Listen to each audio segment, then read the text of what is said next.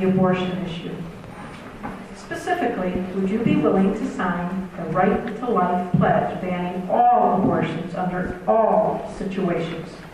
I am pro-life. I've always been pro-life. I have one exception, and that is life of the mother.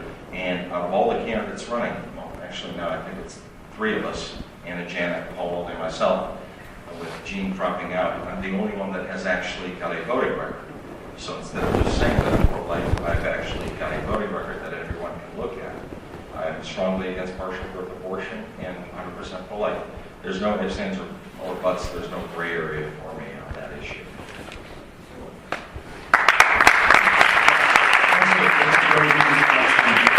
I too am pro-life. I agree with Rocky, with the exception of the life of the mother, when every attempt has been made to save the life of the mother. I think that's very important. This is an issue that really gets to the heart of what we're all about.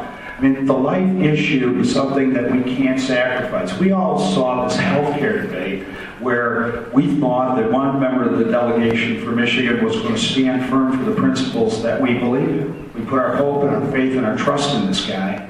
And what happened? For a few $100,000 and a couple of airports up in the UP, he sold himself out on the most fundamental question. Life is not an issue to be bargained away. This is something you believe in or you don't. And ladies and gentlemen, I am pro-life. I've been endorsed by pro-life in previous campaigns.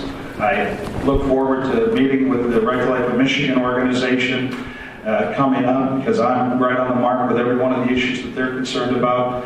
But this is a fight that's going to continue. We have to recognize, too, that this issue about a Supreme Court justice, in many ways, is going to have a very big bearing on this question as well. Because legislatively, we're going to do everything we can to make abortion as rare as possible.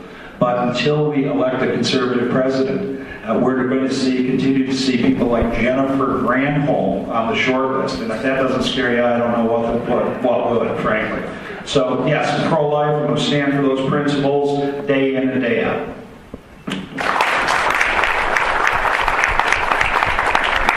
Thank you.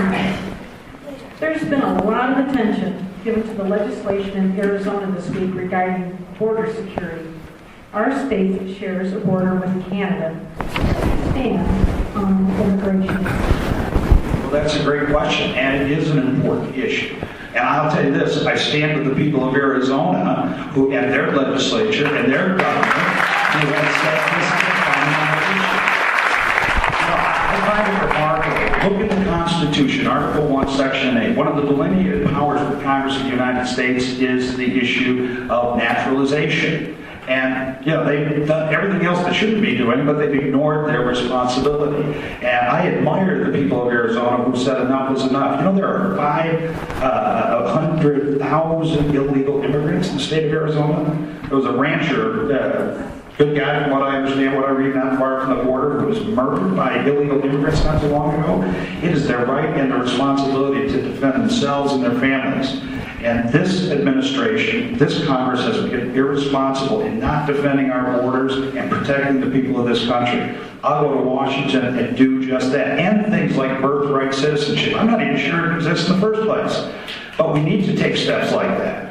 We need to take a tough stand for a number of reasons. The most important was the moral reason. This is our country, and those people who are here, many of us are products of immigrants. But these are folks who came in legally. I know them, you know them too. What do we say to them who play by the rules when we have a government that says, no, forget about that. We're going to let these people who bypass those rules get to the head of the line, and we're going to make them citizens ahead of your family who might be waiting to come over here. That's just wrong, and we need to stand up and say no.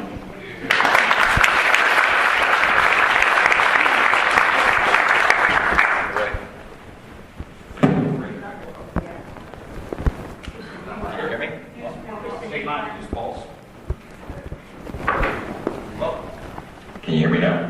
Yep. It's like a Verizon commercial. You get started now? All right, no problem. I'm actually a son of immigrants, and my parents came here with the proper system.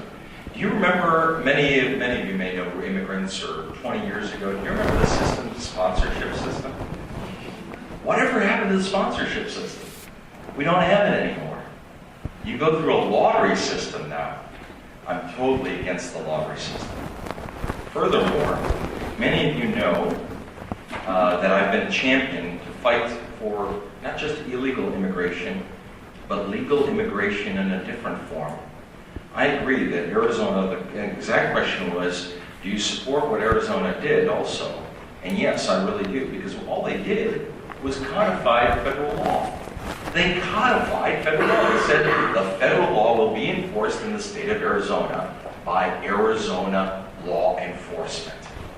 And suddenly, people are protesting. People are protesting and saying, this is unconstitutional. By the way, I hope you don't zing me for being off point on this one, but these are the same people that say healthcare is a constitutional thing. They're all over the board on the constitutional issue. But one area that we need to do, we need a legislator, a person that will take it to Gary Peters and take it to this administration, not worry about their political future, but take it on issues like this. It's called the Refugee Assistance Program. Refugee Assistance Program, every single one of you should research this and be incensed. This is the law. This is the law in the state of Michigan. Excuse me, in the federal law. This is federal law. Basically, the Refugee Assistance Program takes refugees from all over the world and brings them to the United States. And for 2 years, it feeds them, it clothes them, it gives them free health care, it gives them everything a citizen would like to have, plus more. And as a matter of fact, if many of you have seen the Chaldean Times, I'm a strong supporter of the Chaldean community, but on the front page is Gary Peters. As a matter of fact, Gary Peters voted for the Refugee Assistance Program to give $1,800 a month to each refugee that comes to the United States.